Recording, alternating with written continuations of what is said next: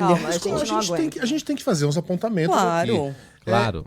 Não tem quase ninguém questionando palestras e sociedades em que conste o nome de ministros do STF em empresas que sejam independentes de resultados e decisões destes próprios ministros, resultados de votações, né? Não é isso que está na pauta. Alguém até pode questionar palestras em horário comercial, em horário em que eles deveriam estar trabalhando, e palestras que ocorram em eventos organizados por estes próprios ministros, especialmente longe do Brasil, aqueles famosos eventos para se pensar o Brasil a 10 mil quilômetros de distância do Brasil, em que você esvazia não só o tribunal, mas muitas vezes as próprias casas legislativas e ministérios durante uma semana ou mais.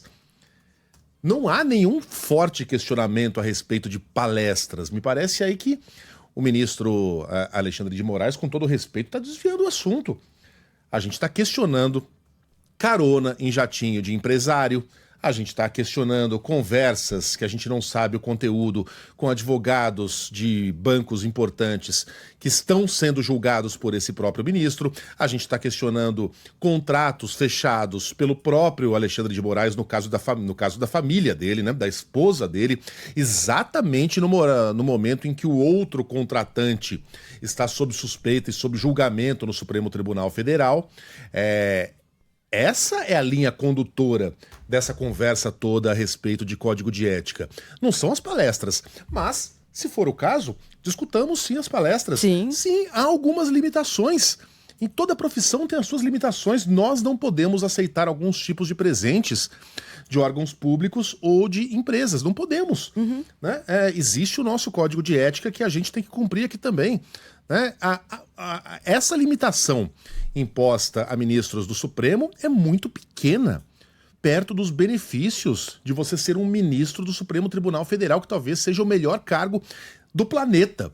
Repito sempre aqui, você não tem chefe, você não tem que responder a ninguém, você tem emprego garantido até os 75 anos, quando se aposentar, você tem uma pensão muito generosa, você tem todo tipo de penduricalho, você tem ali benefício na forma de auxílio moradia, você tem férias de 60 dias por ano, você tem tudo que um trabalhador brasileiro adoraria, sonharia. Nem nos seus sonhos mais eróticos, mais molhados, você consegue imaginar uma vida como a de um ministro do Supremo. Mas isso demanda alguns sacrifícios. E me parece que você não fazer palestras em dia de semana, não organizar eventos para discutir o Brasil fora do Brasil, esvaziando completamente o Supremo Tribunal Federal, é um preço muito pequeno a se pagar. Fica parecendo no discurso do Xandão, e com todo o respeito que o Xandão fez no passado. Né? A gente admira aqui a atuação da Suprema Corte, do Alexandre de Moraes, na defesa da democracia, mas uma coisa é uma coisa, outra coisa é outra coisa. Ninguém ganha superpoderes e ninguém vira superministro por ter feito o seu trabalho. Fica parecendo que o ministro é um abnegado. Meu Deus, pobrezinho, eu quase chorei ao ouvir aqui as limitações que são impostas aos pobres dos ministros do Supremo.